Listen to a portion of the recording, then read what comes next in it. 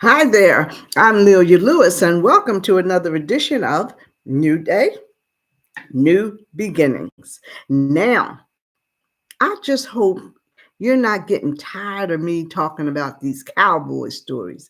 And I say that because every time I look at one, I just, I get another thought for another lesson, and then I want to share it with you. So I hope you'll bear with me one more time. And the title of today's lesson is When Your Back is Against the Wall, What do you do? Now, I know all of us have probably been in that situation at one time or another. And even if you haven't, I'm sure you will. But the point is, what do you do at that time? And today's lesson is going to take us into the life of a man who thought he was a nobody and always wanted to be a somebody. And I wonder how many of us can relate to that even. Well, this story begins when three gunmen ride into town. Now, these three gunmen, they're looking for a town that they can take over and run it the way they want and do whatever they feel like. So they were kind of just, standing around observing the people and what. But then they saw a crowd over here and they were around these two boys, and the two boys, they were down on the ground fighting and carrying on, and nobody was doing anything. Even adults were looking, and the kids were like, yeah, get him, get him, get him. And so finally the marshal came over and he separated the boys, and he said, now look, what's this all about? What's this all about? Do you guys know this is the second time this week that you two had a fight? And of course, Mark, he said, well, he started it because he's always saying something about my father. And he's going on and on. And so the marshal said, all right, that's it. Go home. Everybody, go home. Go home. You go home. You go home. But then he said to the boy, Jeff, as he was walking away, he said, fighting Mark, that's not going to get you anything. And Jeff was still angry. And he said, yeah, just because Lucas McCain's his father. So when the three strangers heard that Lucas McCain, he's like, oh, did you hear that? What do you think who do you think the head man is around here? And his buddy said, yeah, it must be that Lucas McCain. So when the marshal was going back to his office, the man said to him, boy, that kid's got a mighty big, how do you say it, a mighty big chip on his shoulder. And Micah just said, well, that ain't hard to figure out with a man like Sam Burrows. And well, of course, he didn't know who Sam Burrows were. So he said, oh, is that bad? And he said, well, it is if you're wishing he was like Lucas McCain. Oh, well, who's this McCain person? Is he somebody extra special around here? Uh, so the marshal looked at him and he said, well, did you just ride into town? And he said, yeah, yeah, we did. He said, well, are you gonna stay? And he said, well, yeah, we might. He said, oh, well, then I guess you'll find out soon enough. That Lucas McCain, he's as good as we got around here. So he said to his buddy, he said, oh, so that McCain, he's a pretty big guy, huh? What they call him? He's a pretty big buffalo around here. And the other guy's like, yeah. So meanwhile, Mark, he's going home from the fight. He's all torn up, shirt torn. He's all dirty. He's just all disheveled. But his father said, what in the world? And he knew he could see he'd been in a fight. He said, again? And he just said, I tried. I can't help it. He just won't leave me alone. It just seems to be getting worse. I don't understand. He's just getting meaner and more hateful, and he's always crowding me, trying to bully me into a fight. Why does he do that, Pop? And he said, well, don't you know? And he said, well, he just keeps saying, I'm no better than he is. Oh, he said, well, you're not. He said, oh, I know. I don't say it. He says it. It's like he's jealous or something. So Lucas was like, well, maybe he is. And do you think, Mark says, well, do you think it's because of his father? And Lucas, he was like, well, you know, everybody looks for something in different places. And then Mark thinks, and he says, oh, Mr. Barrows just what looks in the bottle? Because he was a heavy drinker. Now, that's at Mark's house. Now, at the same time, the other boy, Jeff, is going home. Now, he lives with his father, but his father's a barber. He owns the barber shop. Now, you know, back then they only had one barbershop, one store, one bank, one everything. So it's not like he was a nobody. He just felt like he was a nobody. So he goes back. So Jeff goes home. They live behind the barbershop. So his father's there sitting at the table drinking. So Jeff come home from school looking like Mark, dirty, shirt torn, and but he's angry still. And he's like, well, one of these days I'm gonna lick that Mark McCain and his father. Now here's his father's take.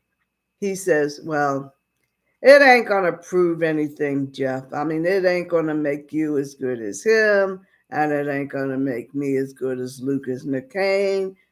You're nothing because I'm nothing. We're just nothing, folks, and that's all it is. Now, even today, people do that to their children. They talk them down, they discourage them, they make them believe they're nobody. Well, how many times do people say, oh, it just runs in the family? Nothing has to run in the family when it gets to your turn. It's all about you, it's all about what you want to be. But he's instilled this in him so long, but the boy resents it and he's showing it because he's fighting with Mark because he's got the kind of father that the boy wants. And he's telling him, well, we're just nothing, folks, and that's all there is. So the boy says, oh, whatever. You got customers out front. So he goes into the barbershop, the father, and he sees the guys and he's like, good afternoon, gentlemen. And but one guy's standing beside the barber's chair. He's standing beside the barber chair with the brush in one hand and the cup and the shaving cream, and he's just mixing up this shaving cream. And so he tells him, he says, have a seat, have a seat. So he says, your son, he sure was taking a beating out there today.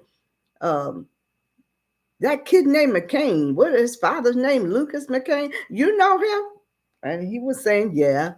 And he said, well, you got a nice boy. And I kind of hate to see him, how he say, being rousted around like that.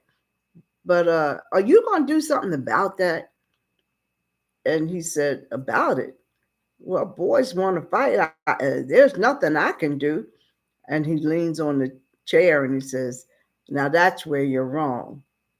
That kid's acting up because his pa is now he's putting shaving cream on him.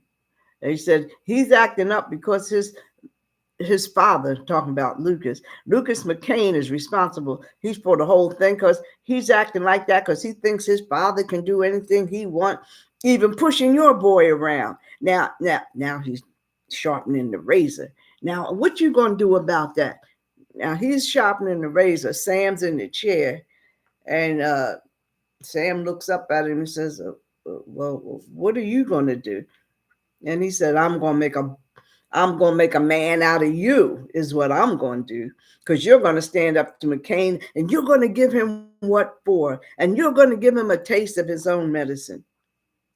And Sam says, why? And he says, because you owe it to your boy. Now, for me, it's just a matter of principle. I mean, but it just makes me sick to see that boy get the short end of the stick, because his pa, as they call him, ain't as good as some. But you're going to change that. You're going to show them that you You're as big as the best. Now, Sam's like, well, I can't stand up against McCain. Now, the guy tilts the chair back, so Sam's kind of like laying back like this. So the guy tilts the chair back. He says, well, would you rather stand up against us? Well, now he's got the razor to his neck. So Sam's shaking his head no.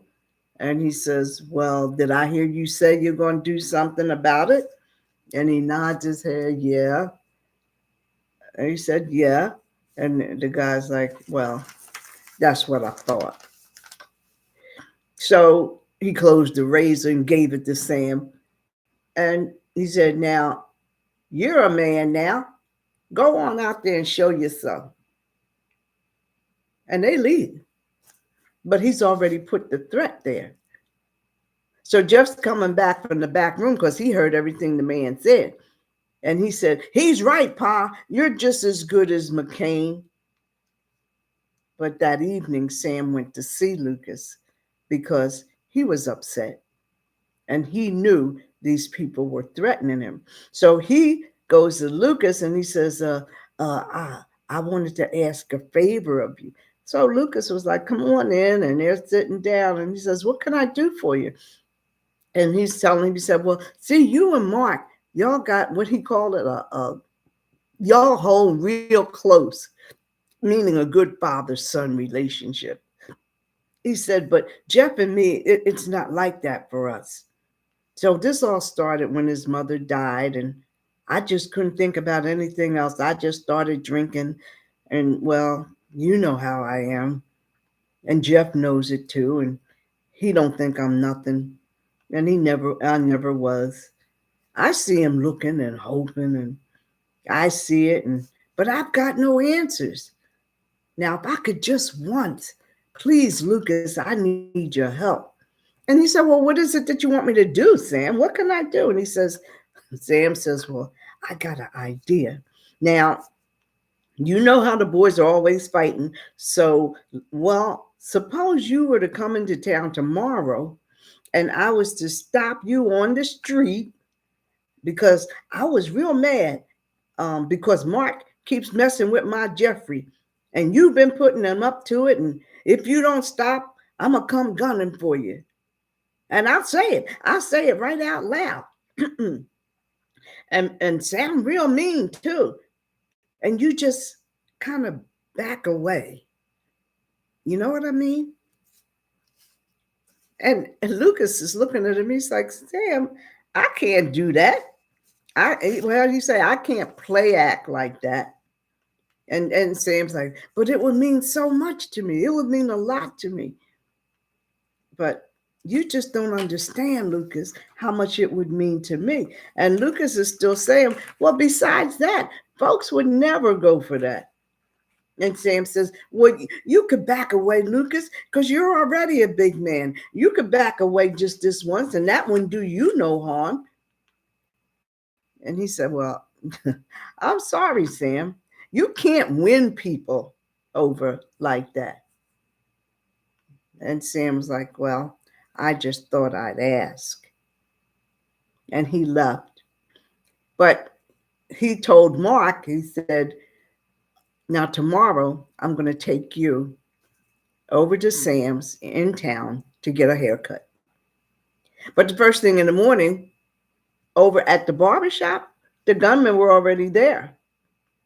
There were two sitting outside and the third one was inside. And Lucas and Mark drove up in the wagon. And Jeff saw him coming, the kid, and he ran back out inside and he said, Pa, Lucas McCain just rode up right out there in the street. He's just as bad as the guys, right? His father was sitting at the table drinking.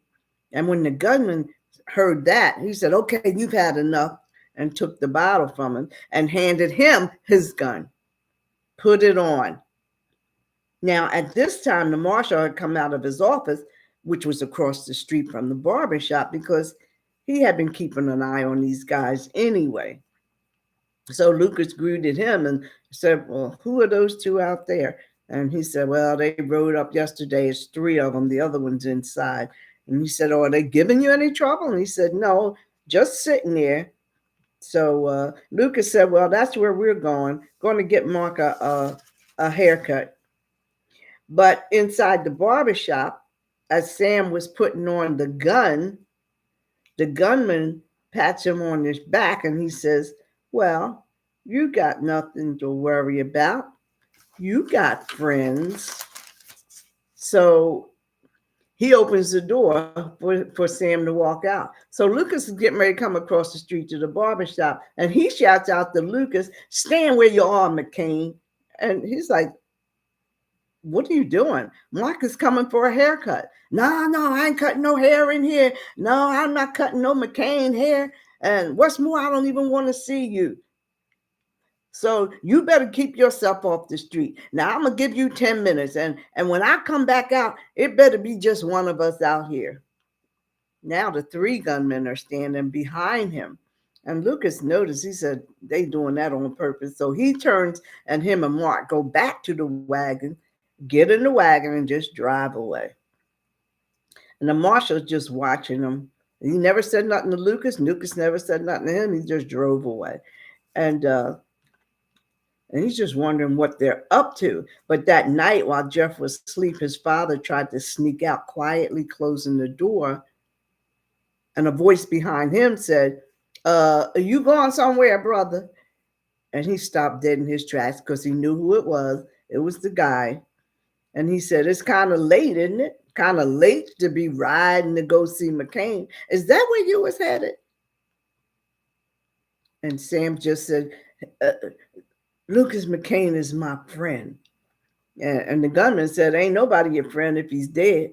And then he's like, what do you mean dead? He says, well, he's going to be when he comes to town, unless you stop him and get yourself killed. Now, that's how it is, Barbara. Is either you or him. And Sam's like, why? What did he ever do to you? What do you want? And he said, I thought I told you. I want the town. And I want McCain to give it to me. He's going to give it to us. You're going to be a top dog around here. Your boy's going to be so proud of you. He's going to be busting with joy. Now, did you say you was going somewhere? And he just shook his head no and went back in the house. And the gunman's like, yeah, that's what I thought. But at the same time, at the McCain house, Mark was asking what he thought people might say when he walked away from Sam earlier. And the question was, what do you do now? Now, my question to you is, how many times have you wondered what people would think or say or do if about a decision that you made? It could be your kids like him. It could be your family, friends, even strangers. But his father's answer was, well, I believe my friends that know me will understand. And the rest of them, they don't matter. And sometimes it's better to back away. He knows Sam's not much with the gun. He says Sam's not much with the gun. He didn't have to prove nothing. And Mark said, oh, is that why you backed away? He said, I suppose. Oh, so it wasn't because of those other men? And he's like, no, I don't even know what they're up to. But I'm going to find out tomorrow. So the next morning, Lucas reminded Mark, no fighting, go to school, come home. But at the same time, in the town, the marshal had gone over to the barbershop to get a shave. And when he got over there, he went on purpose, of course. The gunman was sitting in the barber's chair reading the newspaper. So Michael walked over to him and he just kind of stood there for a minute or so.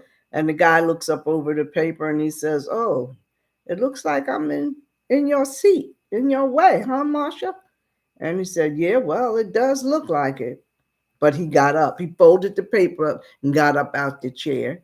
So when Michael sat down, he says to Sam, I've been looking for you to drop in and see me. Now Sam getting nervous. See you. I've been kind of busy, you know. Uh, Micah said, "Well, busy working or entertaining?" A little bit of both. I guess you could say that. He said, "Now you know." This is Micah telling Sam. He said, "Now you know Lucas isn't holding one to hold hard feelings." He says, "I mean, I could say a word or two to him if you want." And now Sam's looking back. He's watching the guy sitting over there because he know he's listening to everything he's saying. So Micah sat up a little bit and he saw Sam looking back over his shoulder, um, looking at the gunman. And he says, "You got some kind of trouble, Sam? I mean, if you need help or anything." And Sam cut him off and he's like, "No, no, ain't nobody can help me. Ain't nobody can help." So Micah said, "Oh, okay, suit yourself." And he just laid back and got his shave. He just said, "I just want to remind you, Lucas got a lot of friends." And then the gunman interjects and he says, "Well, ain't you forgetting something, Marshall? He got friends too. Maybe not in number, but all qualified." So, all qualified means we're all gunmen. So Micah just kind of blew that off. "All right, Sam, let's get the shave." So he got his shave, but when he got up to pay Sam, they look out the window. You look up and you see Lucas riding into town. And the gunman he even got up and went and looked out the window. So Micah leaves the barber shop and the gunman goes over to Sam and says, "Well, there he is, barber, right where he don't belong. So, but I reckon you'll fix that quick enough." And Sam was like, I can't. Besides, it's just gonna make me look like a bigger fool. McCain ain't gonna raise his gun against me."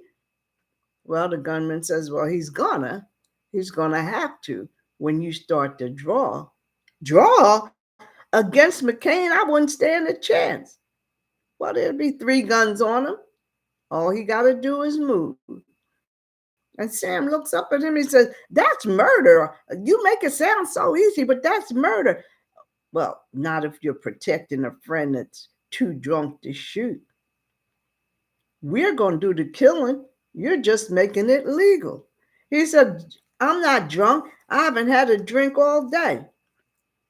He says, "Well, here, have a drink." "No, I don't want none. I don't feel like none. I don't want this. I don't want nothing." So he says, "Okay, well, first Tim, then the marshal. Now, you want to be next or your boy?" And the gunman turns and walks out the door. So those words right there were the words that put Sam's back against the wall. It's decision making time. And in the marshal's office, Lucas and Micah are talking about it. And Micah's like, I just been watching them. And Lucas says, "Yeah, they're using Sam to get at me." The only problem is that if when the folks think I'm backing down from Sam, then everybody will be coming from everywhere trying me out, and I can't have let that happen. And he said, "Well, you just have to steer clear of them." And he says, "Yeah, I got to steer clear of Sam." So just then, here comes his son into the marshal's office, Mark, totally disheveled again. And he's like, I know, but I just couldn't help it." He slammed the door. "I'm sorry, I tried to walk away, but sometimes it just don't work." And at the same time he was going there complaining, Jeff was going into the barber shop hollering, "I got him, Pa. I licked him. You should have seen me. I was out." And he looked and he said, "You're wearing a gun." And Sam said, "McCain just rode in." Now, Jeff, the boy, he's saying, "Wow, I got to see this." Like he wants to see his father in a gunfight. And his father says, "You get in there and get cleaned up." He says, I get in there. So the gunman says, uh, he's standing up by the wall. He says, "Do what your father says, boy, get inside." So he goes back and closes the door, and the gunman goes outside and stands on the porch, and the other two are wherever in their position. And but Lucas sees that. He says, Just no way. I was wrong. I thought I could talk him out of it. But, some problems you can't just back off from.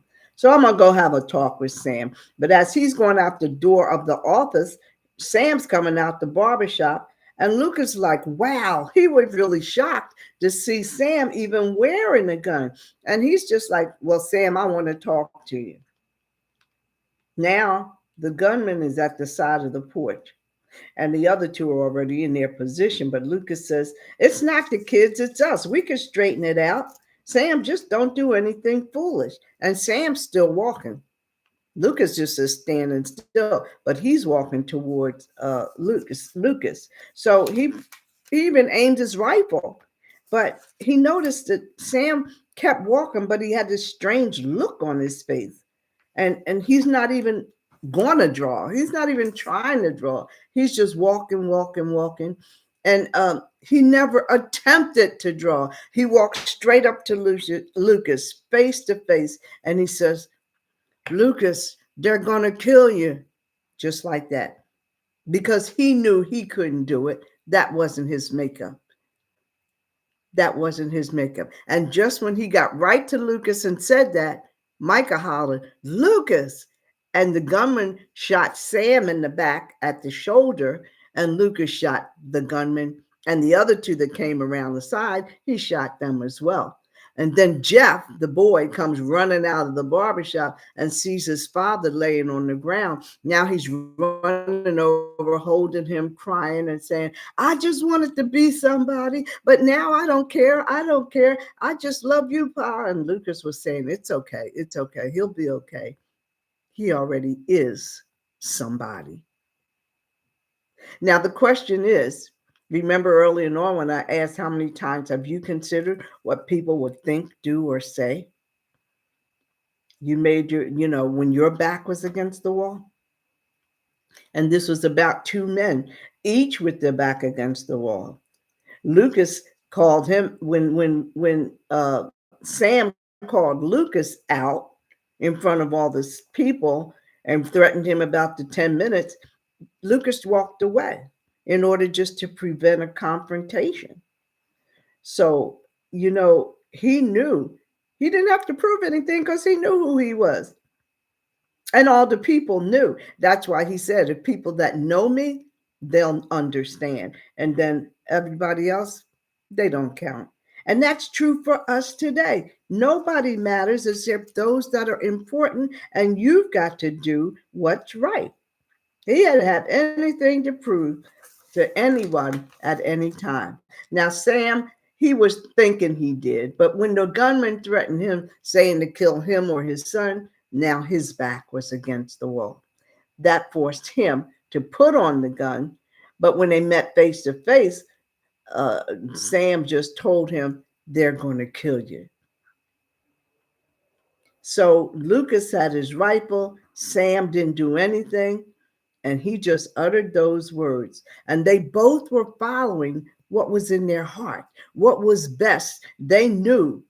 Neither of them wanted to harm each other. Neither was thinking of what people would say or think or do.